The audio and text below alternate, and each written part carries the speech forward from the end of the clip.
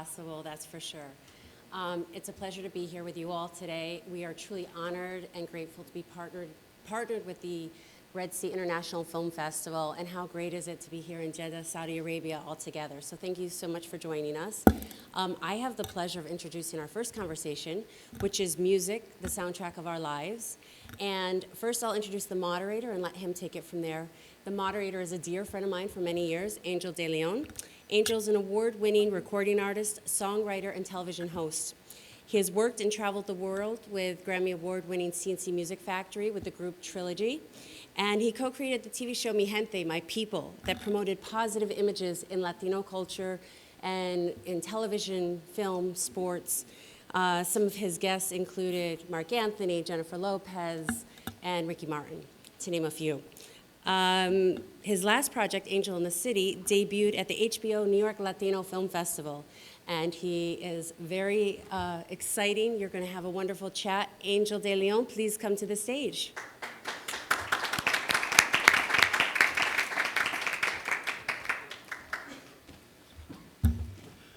Music is the great connector. We all have a soundtrack to our lives. You remember the first time you heard the theme from Star Wars? Or you were at the edge of your seat hearing Jaws. Dum dum dum dum dum dum dum dum. And your mind went past the stars when you heard the theme from E.T. What about when you first saw and heard Prince in the movie Purple Rain? My guests are doing just that, connecting stories through their music. Now let's take a brief look at their work.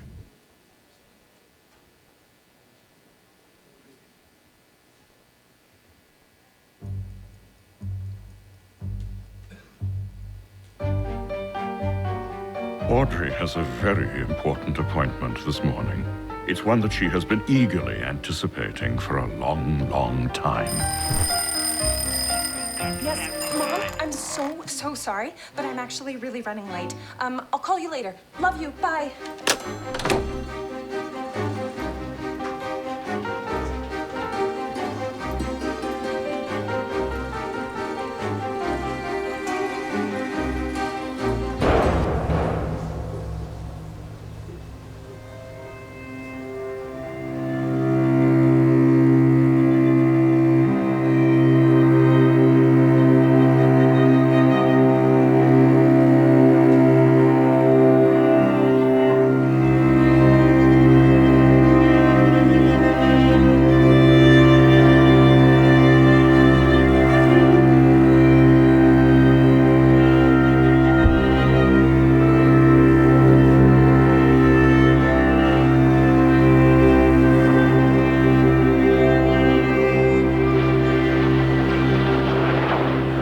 Abba.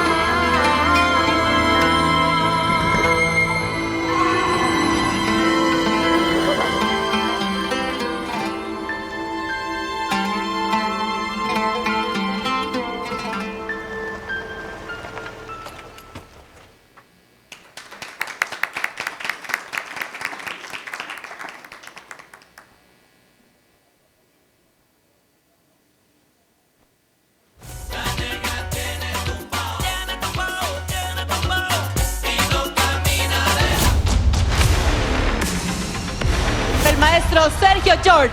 Sergio George. Sergio George. ¡Ataca, Sergio!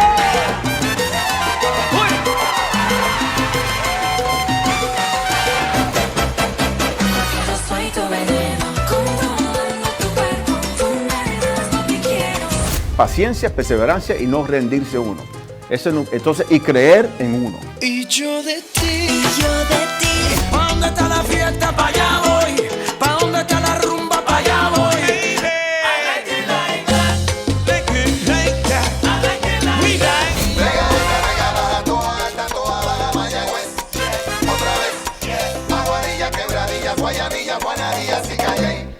No, nada pasa de un día para otro. ¿Qué hiciste? Nos obligaste a destruir las madrugadas.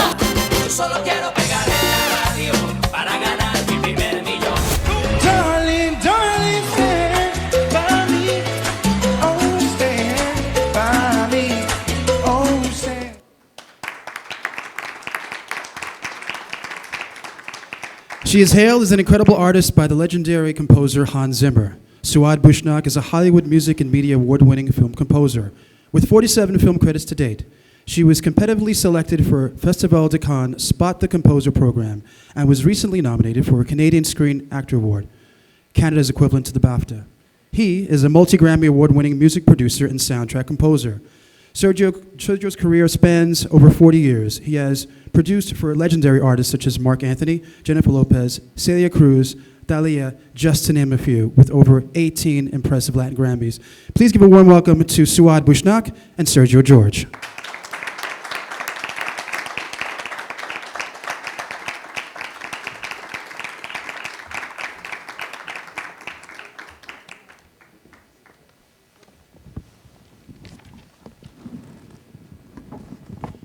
Check, check. Welcome, welcome. How you guys feeling? You guys good? Good. Yeah? So far, so good. Awesome, awesome. Let's talk about, first of all, we talk about composers and producers. And I'm sure that you both have different approaches to these huge undertakings. It may require different skill set, using different creative muscles. What would you say the differences are, and do you find any similarities in your approach? Suad. So if I were to speak about composing for film, since we are in a film festival, I would say that the main difference between a composer and a film composer, or a producer and a film composer, is that I do what's called functional art, functional music. I compose music that supports the picture. It's not standalone music. It can be something as simple as one line, something super simple that will just support the image and enhance the storytelling. So in my work as a film composer, it's not about me as a composer. It's not about my ability to, showcase my talents and how extravagant I can write. That's something I do in my concert music. My work as a film composer depends mainly on serving the film and serving the director's idea or vision of what they want the film to sound like, finding the sound of the film. So that would be the difference, but I'm sure we have a lot of similarities between what producers do and film composers do as well. Interesting. Sergio? Yeah, first of all, thanks to Amy, to Winston Baker, to Angel, to Red Sea for the invitation to be here. It's an honor to be here. It's my first time in this part of the world. To answer the question, I think our jobs are very similar, where it's about the client is, whether it's the director, the movie studio, the artist, but at the end of the day, it's about the public. So we have to tailor our different gifts to sell to the director, to the movie studio, to the artist, to the public. We have to sell our product. So we all have a gift that we have to project there, and our job is to take our natural God-given gift and project it to the masses. So whatever way it accomplishes, that's how we got to do. So when I make a record, it's very similar to, I worked on a couple of films. It's very similar. You have to please a client. You have to please the director. You have to please, you have to sell the music to the public, and you have to also make yourself happy. You have to be proud of what you're doing. You have to put your name on it. It's going to be your legacy. You have to walk around for the rest of your life saying, I did this and I'm proud of it. So at the end of the day, it's really about that. Yeah, absolutely, absolutely. There is a specific project that you worked on, El Cantante, directed by Liana Chasso. And the story was about Hector Lavoe, played by Marc Anthony, that featured the highs and lows of a salsa singer in the 70s, and is seen through the eyes of his wife, Pucci, played by Jennifer Lopez. What was it like on the soundtrack working on that, especially since the Fania All-Stars and Johnny Pacheco and Hector Lavoe and Willie Colon, they kind of laid down a blueprint. Did you feel a certain kind of responsibility touching those classic songs? Yeah, the soundtrack was incredibly complex because it's music that was done 40 plus years ago, 50 years ago. And that market is very much critical. They're very jealous of history. So we had to go into the recording studio and try to mimic exactly note for note what they did back then. And mind you, there's young players, younger musicians playing, who a lot of them weren't even alive when these records were done. We had to go in there with a lot of pressure in a weekend. We only had 3 days to do this. and tried to listen to the record, and I had to mimic on the piano, the bass player, to do exactly what they did 50 years prior. So it was very challenging. It came across very well. The soundtrack worked. Even when Marc Anthony sang, he had to try to mimic Hector Lavoe to the T, every single note. So it was a very challenging thing. Simplicity is difficult. People think that what's simple is hard, is easy. The hardest things to accomplish are things that are simple, because you have to really focus on keeping it honest, and simplicity is hard. So that was the most challenging soundtrack to work on, and but it was a lot of fun, and I'd love to do something like that again. Yeah, the technology was totally different back then, you know. So how did you somehow did you record in an old studio? It was done in live in a big studio with 48 tracks, 2-inch machines. No kind of technology. We did when the band was live, strings, brass. So when somebody made a mistake, we had to all do it from the top, do the whole take again. So it was challenging, and then we had to do everything in 3 days. Which is super difficult. Those of you who ever recorded music in a studio understand that doing 1 take or 2 takes and going back because something's off, that gives you a sense of being a musical director, which is the same time what you've done. That's your experience, and it's led you to that moment as well too in your past. So you've used another muscle. Yeah, and you have to also, but in today's, Suad can also attest to this, that today's day it's about technology, where that's a whole other part of the brain that can't be ignored either. So yeah, we have challenges constantly in this business. Yeah. Moving on to Suad, with working with directors, tell us about that process. Do you come in early during the development stage in the music, or there's a thought behind you bought once the film has been shot? Like, what's that process like? So for me, each film was a different experience. Sometimes I was involved in the film from the synopsis stage, where a director gives me the synopsis or the treatment or the script, and they're like, let it simmer. Here's what we're doing. This is what I'm listening to. If you can just keep this at the back of your head and kind of think of ideas for the score until we shoot. And I love that sort of work because even though I might not be actively composing a score, I just kind of have in the back of my head, in one of the hard drives, an idea of what I'm about to expect. And in other cases, especially working with TV, you kind of get a locked picture, and they're like, you have 2 weeks, here's the temp score, this is what we thought can work, please do something similar, and then you have that discussion. And there are projects that are in between, where you kind of get involved at the rough cut stage, and you start cooking for a month or 2, and each one of them comes with its own set of pros and cons. A different process, I had this documentary for CBC, the Canadian National Television, from a series called The Nature of Things with David Suzuki, and it was literally a 10-day job. I got a locked picture with a temp score, so music that was already set there. And it was, in and out, fast, simple. The director really knew exactly what she wanted, and it was done on time. The deadline was a deadline because it's TV, you couldn't push it. Yeah. So it was interesting in the sense that it was a challenge to write quickly, to do something that will hopefully not need more than 1 revision. But when I work in cinema, like Hanging Gardens, the feature that screened last night over here, it was over at least 4 months of work where we had a lot of back and forth, and it had its own beauty because the score kind of matured slowly, and we reached a point where this is it, this is the sound of the film. They're all fascinating processes, and I'm always open to whatever comes my way.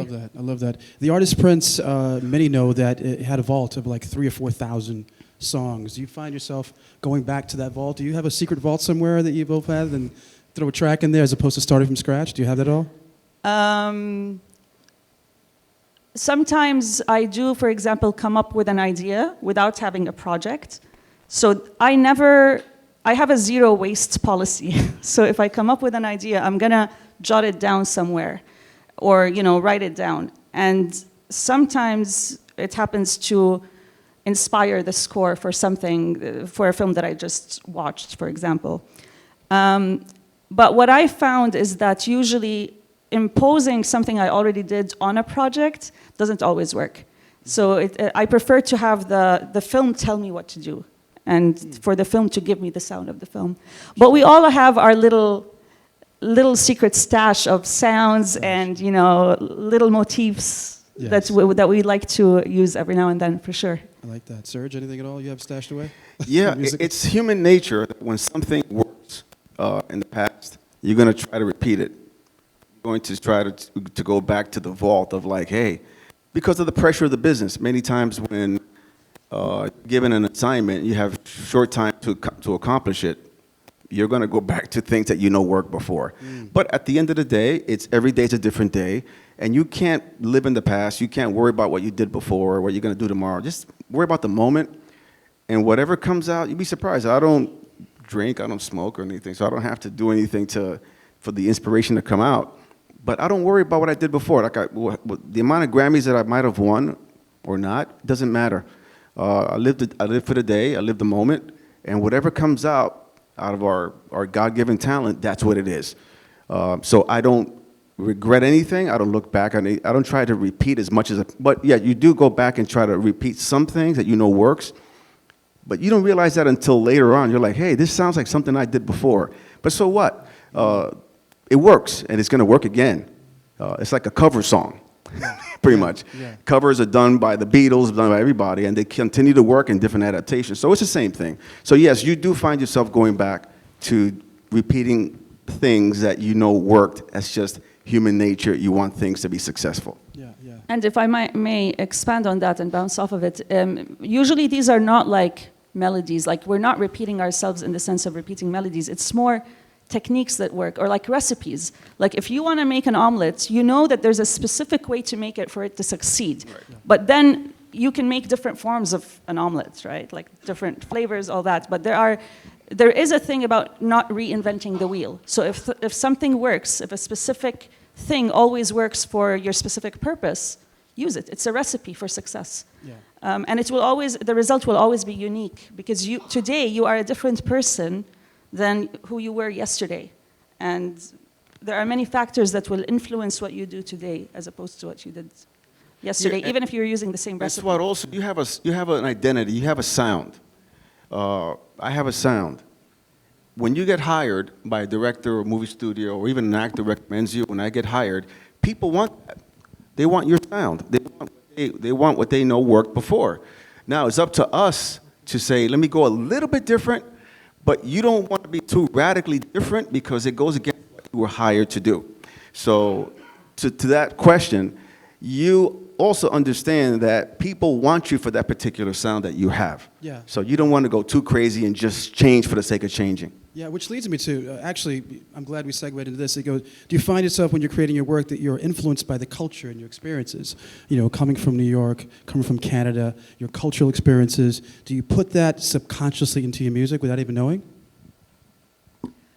I mean, I wouldn't say that my cultural identity or experience plays a role in what I do, because usually, especially with film, it depends on what the film needs. So if it was a film that reflects a certain cultural aspect that is part of my identity, and that's what the director wants, then absolutely. But if it's a documentary about animals dancing in nature, for example, I cannot do that, actually, because yes, I'm hired for my sound, as Sergio said, but I'm hired for my sound as a composer, not as Suad Bushnaq, who comes from that cultural background. Okay. And in fact, it could play against me if I am the sort of composer who's infusing her culture into projects, because then I'm pigeonholing myself, and versatility is very important in a job like this. But the sound, definitely, and the experiences too. The experiences definitely come in to play when you're composing for film. If it's a film about something I've gone through, yes, definitely the experiences play a huge role. And I do bring them in on purpose in that case. Love that, love that. So, we are in beautiful Saudi Arabia. And Sergio, you got a chance to produce an international mega song hit called Vivi de mi vida. You guys know that song, right? Vivi de mi vida, la la la. Right? You know that one. So which is sung by Marc Anthony. What's interesting about that song is that the original song was sung by Sheb Khalid, right? And had a French hook with Arabic verses. That song was called C'est la vie, with a fast up-tempo beat, which you wound up redesigning and putting into salsa, which was a phenomena. How did that happen? How did you get the record? How did you take it apart? Talk to us about that. I met with Marc Anthony going over songs for his new album that was about to be recorded, and we pretty much selected all the songs. There was one song that he played me that the producer, Red One, and Moroccan, Red One did the track. He sent it to him just to listen to it. Then Marc is like, look, my friend Red One sent me this song, and I want to play it for you. So he played it for me just to play it for me. I said, that's a hit song. It's a stadium anthem. What are you going to do with the song? He says, oh, I don't know. I said, well, give it to me. I'm going to record it for somebody else. He said, no. If you like it so much, let's do it for my record. I said, okay, let's do it for your record. Then in the recording studio with the full band there, I said, look, Marc, this is like weeks after. Let's record the song that we heard in your apartment from Chep Khaled, the C'est la vie. Okay, great, but how would it work? Because it was like, dun, dun, dun, dun, dun, dun. It was like a whole other rhythm, not really what he does. I said, let's just work it out here in the studio. It took about 20 minutes, and the arrangement came out in about 20 minutes, and that's probably his biggest song of his career.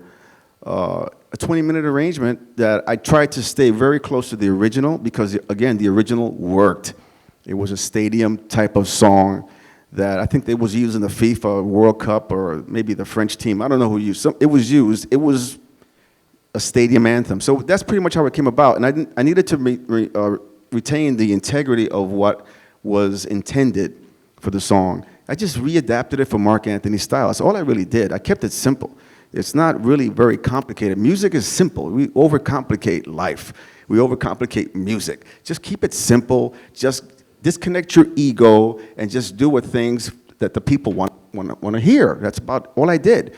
And I didn't think, there was no arrangement. It was just done by, okay, now you sing this, you play this. That's all it was. It was a head arrangement. We call it head arrangement. Yeah, and as humble as he is, that record was actually #1 in over 10 countries. You earned a Grammy for that as well, too, all in keeping it simplicity. So I want to give you a round of applause for that. Thank you, thank you, thank you.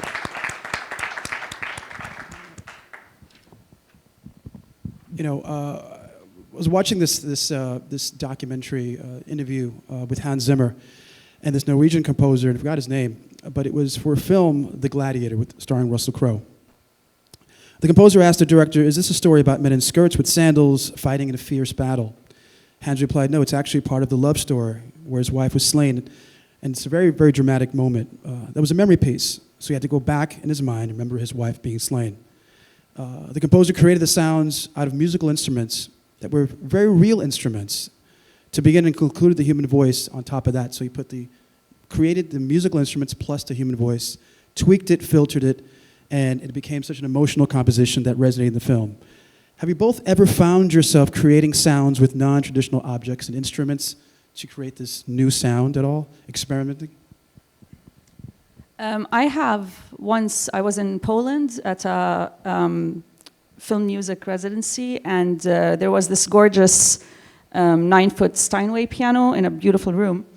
And we did a little hack where we threaded pieces of paper into the strings and then recorded each note separately, me and a colleague. And then we sent that off to another colleague who turned it into a sample library that only the three of us can use, kind of. And it sounded very different. It sounds like a textural, it just sounds like something that's not a piano, basically. It sounds something very atmospheric. So I have done that. And I know that a lot of composers sometimes kind of pride themselves in doing that, and I think it's amazing to be innovative. For example, if anyone has seen Lost, the series, was it Michael Giacchino who did the score? I think so. He used actual airplane parts to use as percussion because the whole show was about a plane that crashed. So he went that way, and I love stuff like that. What I do not really like is using these techniques for the sake of using them. So going back to Sergio's idea of simplicity, for me, I don't care how you did it, as long as the final result works. If going through the loophole of recording some non-musical object works, then great. But if it's going to overcomplicate things for the sake of overcomplicating, then I'm not really a fan. So yeah, depends on whether it's something that's going to really enhance the music or not. This is how Yeah. I do it. Anything not traditional? Well, I started in the late 70s, early 80s making records on a 4-track before any kind of digital, before internet. So I was in my parents' house and I was recording. I needed a guido, like the Cuban guido, wooden. I didn't have one. So what am I going to do? So I went to the kitchen. I grabbed a fork with the shredder that, you shred coconut, whatever. I just, that's it. Improvise. You It's the same improvise. sound. Yeah. So at the end of the day, I made my own guido. I just started also, I had a cheap microphone that cost me like $30. And I just put it on the table and bang it on the table for my congas, for my percussion. So yeah, I was doing this because out of necessity, you do what you got to do.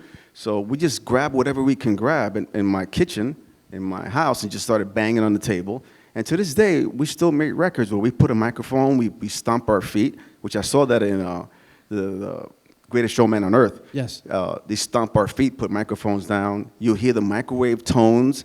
The microwave, you microwave something, it finishes, it's a tone. So you just play the tone. Hey, what's that tone on the piano? I use that tone from the microwave. So, there are things that we could, because music is everywhere. So Yeah. it surrounds us constantly, and it's all vibrations and sounds. So yeah, I find myself using everyday sounds in my records. Yeah, I've known you so many years, and I remember you once telling me that the rules are there are no rules. No rules, no. So who impressed that in your mind? And it's something that you found out in the middle of Necessity. breaking the rules, or? No necessity, because you grew up in the projects, you grew up with very limited resources, and you want to make it. You want to make it in music. You want to make a career for yourself, but you don't have the money. You don't have the resources. You got to figure it out. So you're breaking rules because you're just trying to survive. You're trying to get your name out there. So yeah, from the beginning, you break rules. Because there's never been a rule, because you can't afford to buy the rule. You can't buy the instrument. So you just make your own instrument. So it's just necessity causes you to have that mentality. And necessity is the mother of invention, as we say. So yeah. Yeah. I love that. And innovation. Yeah. Absolutely. I love that. In the film, I Like It Like That. The title song was a remake you've done with Tito Nieves and the Blackout All-Stars. Classic records talking about the 1960s. Obviously, then later on, being done by Cardi B and J Balvin and those people. Right.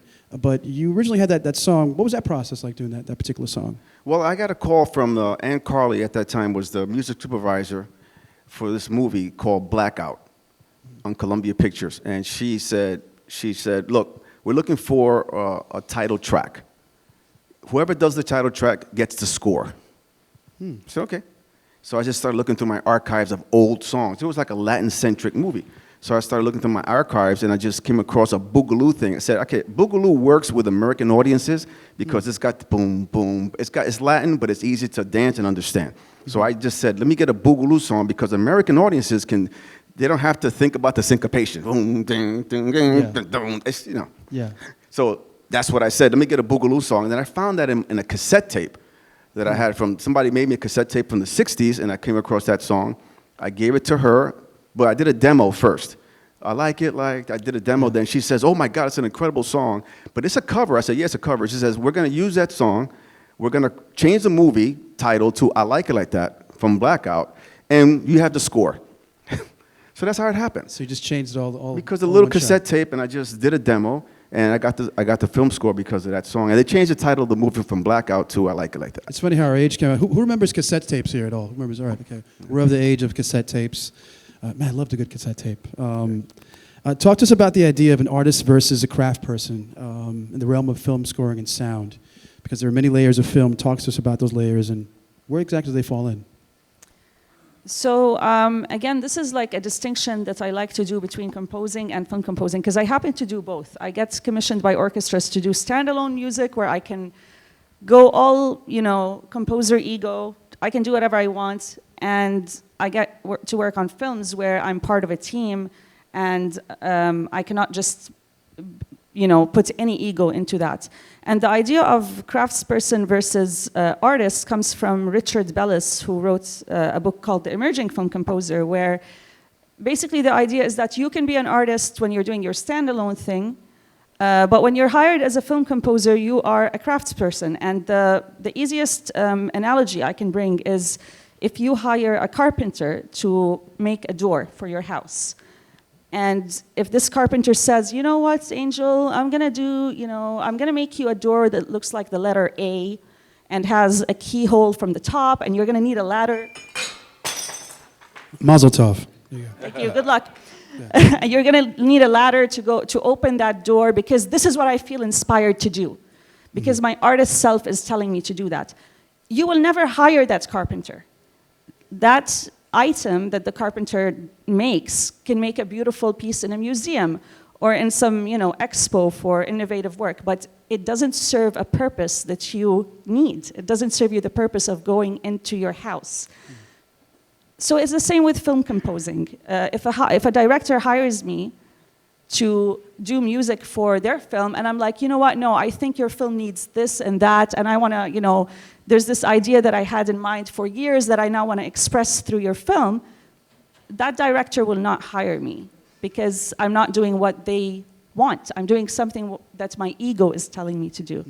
So that's the difference. It's functional art versus art for the sake of art. Yeah. Functional art is art that serves you, serves a purpose. A glass that we use to drink is made in a specific way to make it easy for us to drink. But if the glass maker, the glass blower decided to bend something in it, for example, and that would result in it not doing its function, its proper function, you're not going to use that glass. So that's the idea. And talking about the layers of a film, I usually also say that any frame in a film is like a lasagna. I do a lot of food analogies because cooking and composing are more similar than you think. If you think of a lasagna, it has several layers, right? You have your beef, you have your tomato sauce, bechamel, cheese, and it's a full dish as it is. If I come and pour, I don't know, rice on top of it or something, then I'm overwhelming it. And it's the same with film. Every frame has a hierarchy. I have the picture, then I have the dialogue, then I have the sound effects, and score is the last layer. It needs to be blended with all that to enhance it, which is why it cannot be too overly complex so as not to overwhelm the 3 layers that I already have. And then, if you happen to fall upon a frame or more, like a sequence, for example, that doesn't have a dialogue, like a montage, that's the perfect place for me to go all out and pull all the plugs and do something big, because there's no dialogue. So my hierarchy now, I'm kind of higher, and I have to make up for that lost layer, which is the missing dialogue. So this is how I think about it when I'm composing for film. You're just adding a layer to enhance the whole thing. You're not doing your one thing to showcase the music. And in fact, the best scores, the most successful film scores, are the ones you don't remember after leaving the cinema. Because they helped you understand the film better, they helped you understand the story better, feel it better, even cry, but you don't necessarily have to come out of the film singing a melody. The purpose was to just make you feel what you're feeling. Awesome. Oh, there you go. Serge, any everything is crashing. I love that. We're all making sounds today, folks. What was the question? The question is about layers and how those layers are part of the process, and putting that together. All films are just even creating a pop record. Talks about the idea of an artist versus a craftsperson. We talked about that. Basically just layers in songs and in song format. You know what? Let's talk about actually technology. I think we talked about that, knowing you so many years. Remember we used to have a big SSL board. Right. Those that know when you record on SSL boards. And I asked you just yesterday, I said, what happened to the SSL board? You're like, you got rid of it. Right. What's your favorite piece of technology right now, both of you, that you can't live without, that you need? My mouse. Ooh, okay, the mouse. Yeah, that's one thing. I'm telling you, I don't even have a console. My mouse for my iMac, I have Logic Pro. That's it. I have no outboard gear. I just have a little SSL converter. That's it. And I use all plugins. And it's so wonderful. I carry my laptop. I work out of a hotel room. That's all I need. Even the microphone from the computer. I've actually sung like a demo just into the microphone from the computer. It's just like, who cares? So at the end of the day, it's all about music. It's about the honesty of the simplicity of the music. The public doesn't really know technology as far as what you do to make it sound good. They don't really care. It just goes by what they feel. So you can record in a taxi cab. No one really knows that you recorded in a taxi cab. So yeah, technology is important. Yeah, back in the day, you were told you have to have the console. When you didn't know any better, you were convinced by somebody that you need the big console, you need the machines, you need outboard gear, compressors, EQs. You don't need any of that. I mean, I don't use it. I just use basic EQ, basic compression. I don't even really know how to use it that well. You know, but I hire people at the end of the process who mix and master, who that's what they do, and you respect their craft. That's not my craft. My craft is just to get it on tape, to make it sound decent, not distorted, where it's understood by the average person. That's it. Whatever it takes to get it there. I mean, I used to have a little DAT machine. I used to have a DAT with the 8-track. I had everything. Yeah.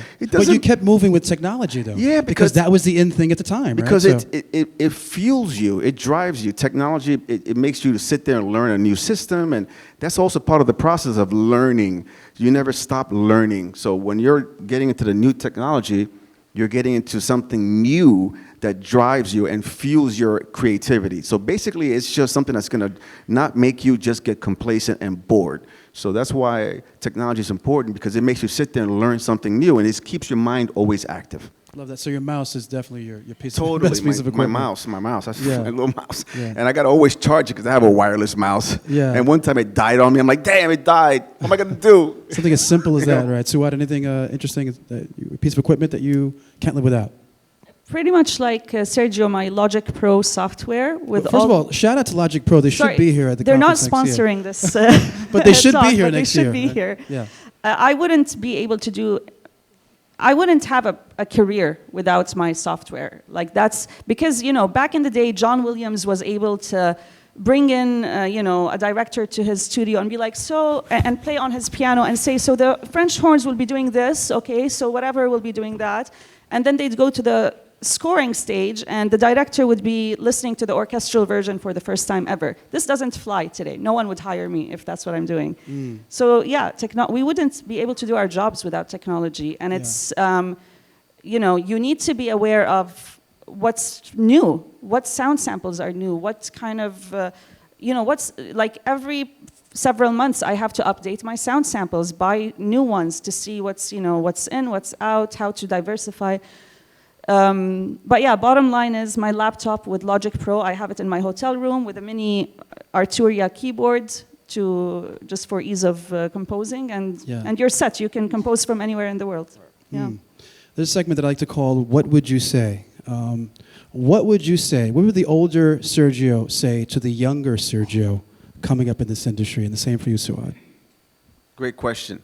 The older me would say exactly what I'm doing now. Don't quit. Stay strong, block out the noise. When I was younger, that didn't necessarily happen. Sometimes you want to quit, you don't block out the noise, you get frustrated. So the older me would say, don't get frustrated, block out the noise, don't quit. What you're born to do, as long as you don't manipulate the journey, you're going to do it. So just let it go. Just let it go. Be still. And everything was just going to come to you. Ideas will come to you. These phone calls for us to be here came. We didn't call anybody. So this shows you where you just be still, let it come. And don't panic. Life is beautiful, and just take advantage of time and don't stress, because stress won't make it go any faster. Yeah. So basically that's what the older me would tell the younger me. I like that. Suad? I mean, I can't drop any wisdom after that, but what would my older self tell my younger self? Yes. Everything will be okay in the end, and if it's not okay, it's not the end. Which is someone said that. That's not from my brain. Who said that? I can't remember. Yeah. But yeah, as someone, we are in a business where there's no, we don't work 9 to 5 and have a monthly salary. Our business relies on contracts and getting the next contract. So there's that aspect of instability, right? And this kind of makes us hustle and makes us sometimes anxious.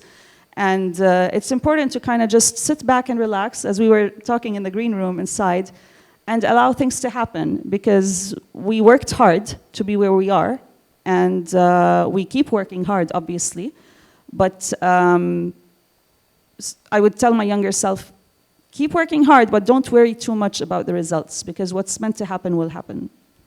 I like that. I like that. At this moment, maybe we may have some questions, a little Q&A from the audience. If anyone has any questions for Sergio or Suad, please, they're going to have a mic right there. Yeah, you want to stand up? Yeah. The mic right here. Pete's going to come right down. Hi, guys. Thank you so much for your time today. You mentioned earlier on in the talk that when you're creating your pieces, regardless of whether it's an artistic piece or a commercial piece, you have to appeal to different audiences, whether they're in the industry or the general public. So I was just interested to know, what factors do you have to consider when appealing to an industry audience versus the public? And if there's any other layers to that as well, like a different lasagna maybe, I don't know. Vegetable lasagna, yeah. The way I see it personally is that music is meant to be enjoyed by everyone. I'm not an elitist in any sort of way, and I've never enjoyed, and I come from the classical music world where there was a lot of, you know, like it was very elite, and like sometimes you'd hear things that you would never play in your car, but they're considered amazing music. So in our industry, I feel that it needs to be enjoyed by professionals and non-professionals, musically speaking. That's what makes it successful. If everyone can enjoy it, bearing in mind that people have different tastes, you cannot please everyone because you're not a jar of Nutella, but like bearing in mind that there are different tastes, it needs to be accessible. And I think that's a word to use. Music needs to be accessible. It shouldn't be difficult to understand for it to be successful. So even if you're doing a score for a film that's gonna go to the Oscars, the score still needs to be accessible. You know, it can't be too. And most award-winning scores are super accessible. Sergio? Industry, I'm sort of jaded about this, the industry audience. Look, the industry audience, they might hate it. They're like, yeah. When it becomes a hit, they love it. Okay, so I don't care what the industry says. At the end of the day, it's about the public. The general public out there is the one that feeds us. That's the one that has to like it. And the industry always follows that anyway. So I don't really care what the industry has to say. Awesome. Any other questions at all? Questions? I see someone right there. Okay, go. Thank you, Saad and Sergio, for sharing your experiences. I'm curious to learn about maybe the communication challenges or barriers between a client and a composer. If your question couldn't have come at a better time, because I literally came out of a situationship with a director who was zero communication, like there was zero communication with them. The main recipe for success between a composer and a director is trust plus respect. And that applies to all aspects. Artistically, your time, your talent, all that. There needs to be mutual respect. I need to love your art as a director. You need to love my music as a composer. I need to trust that you will give me room to do a little bit of what I want while also doing what you want, and you need to trust that I will get the job done. And if one of these two elements doesn't exist, it's a recipe for disaster, because I need to meet you on equal grounds for the sake of the film. If there's any sort of higher, superiority from either me to you or you to me, or lack of communication or anything like that, it ruins the whole process. Communication is key. And it needs to be clear. Even if we were to mime to each other what you want in the score, we need to communicate. Yeah, the answer is take a deep breath when these things happen. I mean, I've been hired for the last many years to be a producer, and a big part of the job is putting out fires. And if there's a Bible, for music Bible, one of the things you have to put into it, or some kind of Bible, or whatever you want, a manual, is there will be conflicts. You're going to have conflicts. Now, how do you resolve the conflicts? So that's where you have to take a deep breath. That's where you have to just say, okay, what is the objective to get the end? So don't be too worried about the communication, because you're going to have communication issues. It's going to happen. But always know that at the end, you have to resolve the conflict in order to get the result done. And sometimes you don't resolve the conflict. You can't resolve it because it's bad chemistry. Everyone just moves on. You move on to another job, they find somebody else. I've been fired from jobs, and I've said, I don't want to work with this person. It happens. You move on. Life goes on. But you're going to have conflicts, and it's okay. You learn from the conflicts, you learn from the experience, and next time you know better to either not take the job or to just know how to deal with it better. So that's basically it. You're going to have a conflict, and communication issues are going to happen. Awesome. Any other questions? Yes, sir. Yeah, I have two questions. First is that I'm a film director, and sometimes when I want to communicate with film composer, I'm not very sure what kind of languages I should use. For example, I say that this scene, I want a sad feeling. Should I say that, for example, here I want, for example, this kind of instrument to be used? So I'm just curious, what is the best way to communicate with a film composer? Should I get myself some knowledge about, for example, music, technical terms to use? So this is something that I'm always thinking, how is the best way to communicate with a film composer? And my other question is that you mentioned that a film composer, or a good film composer, it should be something that we don't remember it after the film. But I love Ennio Morricone, and Ennio Morricone music is something that remains and is elevate the films, it elevates the pictures, it gives it a new dimension, totally new, something new. So I'm just curious, because I feel that music has a utopian dimension, something that transcends the images that could be remind. So to answer the second question first, what I said was more about underscore. Music that comes under dialogue, for example. You don't really need to remember that, because it might be too simple, not simple in the bad sense of the word, but it might be something very non-memorable. But it helped you cry during that dialogue, for example, or it helped you understand it.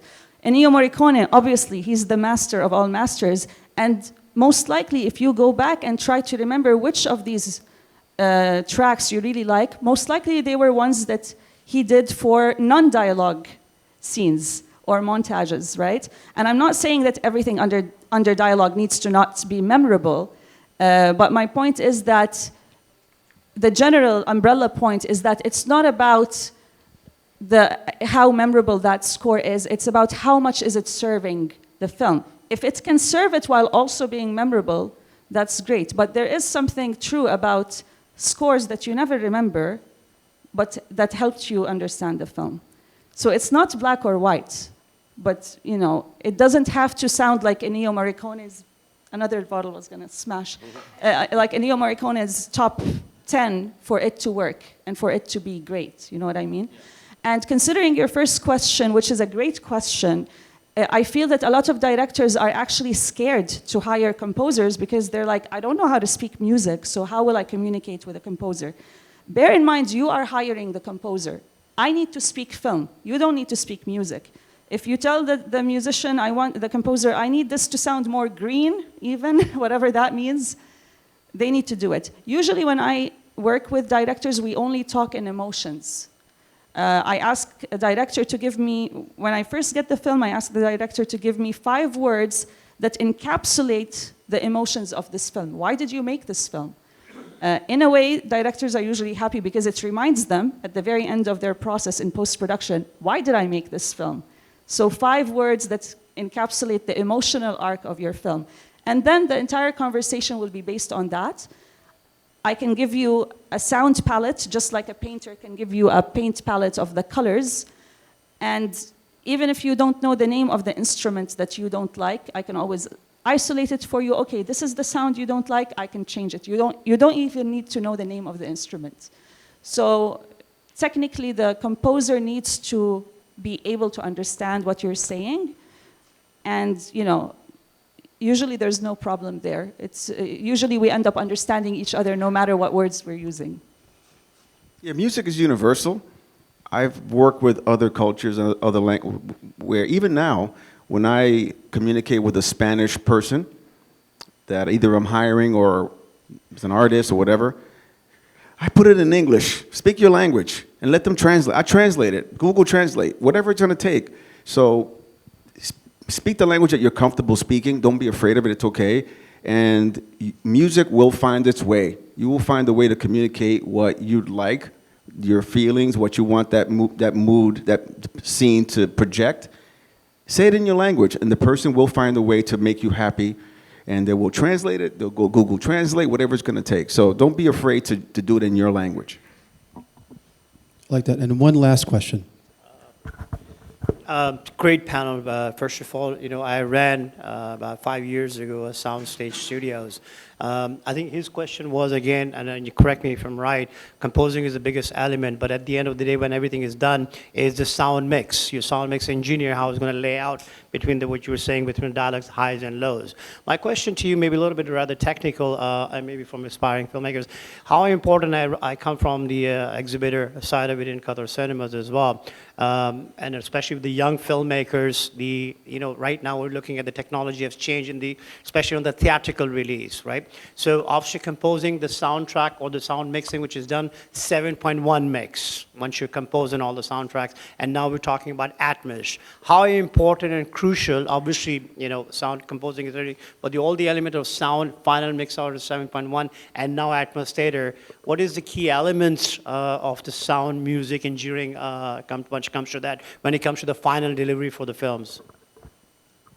So usually the 5.1 or 7.1 or Atmos is left to the mix stage in the final mix of the film itself, where those elements are kind of spread out. As a composer, I've rarely been told ahead of time, listen, this is going to be in 7.1. I've rarely been told that, because normally what I am composing is multi-layered enough for it to be panned around all of these. Exactly. When we deliver a score to the mix stage, to the final mix, we are delivering stems, which are isolated tracks, usually between 6 to 11. And that way the sound mixer can, for example, put the violins over here, the atmospheric stuff over here, your solo voice over there, and then you get that experience.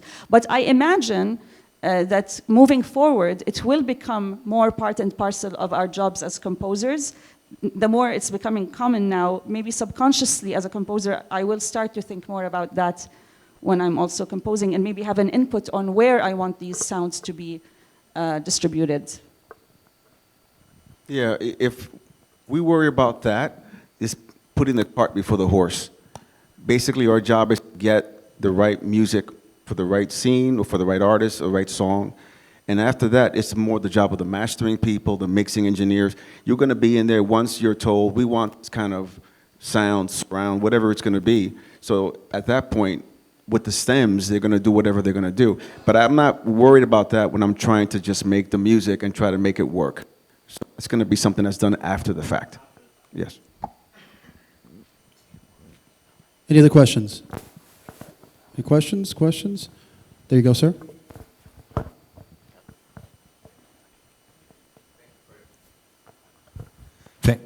Okay. Thank you for your time. Mr. Sergio, you told us that the music is universal.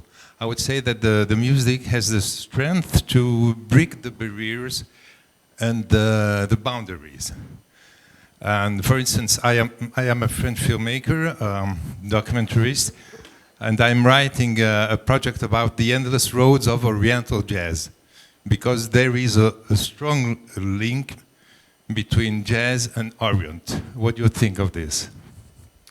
There's a strong link to the world. We're all connected. I mean, I put on the television here in the hotel, and I hear rhythms that we use in Latin music, the different rhythms of the Middle East, the Orient, the Caribbean, Africa. So at the end of the day, we're all connected. The music, that's why a song, one particular song can work all throughout the globe, is because as humans, we're all connected to that particular song or the melody or whatever it is. So we can fuse whatever we want. We can fuse the Orient, because at the end of the day, there are elements in jazz from the Orient and vice versa. Going back centuries, there are elements in what I do from Africa, from the Middle East, going back centuries. So once you understand the history of music, you understand that it's all really connected. So the fusion is natural. You can't think about, I want to fuse so-and-so with so-and-so. It's already been done. It's only a matter now of making it sort of blend together. But that's where the music is universal. It's all connected. The music is all shared centuries ago. Travelers, slaves, whatever it is, we all shared the same music. And that's why a song can work all throughout the world at the same time. There are little influences in that song that every country or every region can connect to. So yes, I don't worry about those kinds of, everything is connected. We're all connected as humans. Really, we really are. Thank you. Yes, sir. There you go. Thank you very much for giving me the chance to ask a question. As we all know, it's no more just a video thing. We call it AV, audio video, these days.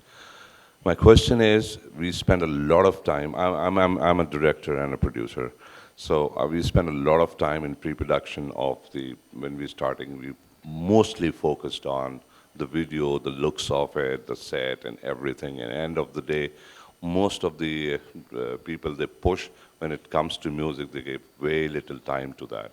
So they are not understanding the importance of the music and the background scoring, as you very well said, that it is the supporting element to bring the dialogues clear with the music along with it. So how would you address that there has to be good time given to the composers and the music, because then when the film is about to finish, they push just you do it in 10 days, 5 days, and not giving chance. And that should also be for the new filmmakers that they're coming in, the importance of the background scoring and the music in a film. So I think at the end of the day, whether we like it or not, a lot of us film composers will be stuck with a 10-day deadline. It happens because sometimes shooting goes longer than normal, editing goes longer than normal. Ideally, you would, like the way I do it is I usually tell directors, send me anything you have, even if it's not complete, even if you're not happy with it, just so that I can get a head start, especially when I know that the deadline is super tight. But I think, it's, you cannot really force a director to be thinking of the music from beforehand, because I'm here to make your life easier, not to make it harder. I don't want to be an extra problem in your life as a director. And by the time you reach the post-production, you've already been through hell and back. So I try to be the problem solver who gets you what you need on time, with the possibility of you reaching out to me a little before the 10-day deadline, hopefully, to do that. But I think part of the problem, if it is a problem, is that I don't think there is enough education to filmmakers going to film school about the importance of music in film and about dealing with a composer. And I see this in film schools in Canada. Like, do you even have a course on how to, communicate with a composer on film scoring? It's not offered in many schools. And I think once that is implemented, music becomes less of an afterthought and more of a thing that is, integral to the process of maybe like from the editing stage at least. No. What I was saying, that don't you think it's wise for the composer and music person to be decided at the start of the film and being part of the pre-production, where you can also the questions that you have, like what is the genre of the film, how do you want to, what kind of music you're looking at, so that the communication gap that we were talking about can be improved if you the part of the pre-production for some 4 or 5 days. So understand the overall film, and then at the post time, then they can come and explain the actual needs. Yes, and I've been in those situations where I was approached very early on with just, a synopsis or a script. But to be honest with you, even though these help get the score simmering, once you see the picture, it's a different story. Because sometimes you have a script and you imagine it's going to turn into something. Even the director thinks it's going to turn into something, and then it turns into something else once it's been shot and edited. So there's always room to revise. And sometimes I would say maybe the resulting film isn't really what the intention was, and maybe this composer isn't even the right fit anymore, right? So I think there's no recipe for success in this case. The score that I did in 10 days was nominated for a big Canadian award, so it happens. And I've worked on scores for months that weren't that successful. So no recipes, I think. Just a quick thing I'm going to add, like you said it very clearly, because ran a soundstage studio for 3 years, and when the producer, the directors will come in, they have no budget. By the time they're begging for us to do the final mix, I think the education for the producers, because their sound is the last thing that they consider. And the education and the knowledge should, for the young producers to know, when you're doing the budget, you've got to do a sound budget. Because by the time they focus on pre-production, their production, when it comes to the sound, the post-production, when it comes to the sound, they have kind of almost done with the sound budget. And that's where they're begging. And that's where they compromise sometimes. Or the young filmmakers, yeah. You cannot have a good film with no good sound. Morgan Neville, the documentary director, said the first thing you need to have in your film is good sound. No good sound, you don't have a film. Simple as that. But regarding budgets, yes, it would be really nice if directors thought of budgets before, because we are left with the change usually, and you can't get you can't get something good if you're not investing in it. I'm sorry to say, just one thing, you also said, okay, we will use stock. How important is the final original score? Then they just took a quarter that we can get it from the library. And when you get an original score versus licensing already existing stock music, and I'm not talking about licensing beautifully produced songs, I'm talking about music that you get from libraries to put as underscore. The difference is that when you get an original score, you are getting a unique sound for your film that becomes the sound identity of your film with its specific instruments and its specific themes. There's something called a thematic film score, meaning there are little melodies, motifs that repeat at the right moment, and this makes it all cohesive. And that way, when you play the soundtrack, the score album of that film, they're not like a piece from every corner of the world. They're all related. Original, and it's thematic. They all have a glue element that glues them together that is unique to your film. But then there's licensing. And also on their point about deadlines and time. Sometimes, some of my best work has been done when you have like no time to do it, and there's in a real short deadline. So as a composer, you have to learn to work on a real short window, a tight window. And what does that mean? You normally do your best work because you're going to do what you know is going to work. You don't have any chance, any time to be experimenting. And at the end of the day, you say to yourself, I wish I had more time. And those become your biggest hits. The biggest successes become things that you have very little time to do. So it all depends. Like Suad said, I've been given months to do a project, and it goes nowhere. Nowhere. And then I've been given sometimes days, and all of a sudden I'm like, I wish I had more time, and it works. So you just never know. You never know. So it's at the end, we have to be prepared to work under any scenario. And on that note, thank you all for your time. I want to thank Suad and Sergio George. Give them a round of applause, please. Thank you for having us. Also want to acknowledge 360 in the Red Sea, Amy Baker, Winston Baker. Thank you very much for your time. Hope to see you both very soon. Thank you again. Thank you. Thank you, Angel De Leon, Sergio, and Suad. Thank you so much for all your time. Thank you for having us. Thank you. Everyone else can come back after lunch. We have another session at 2:15, right? 2:15, yes.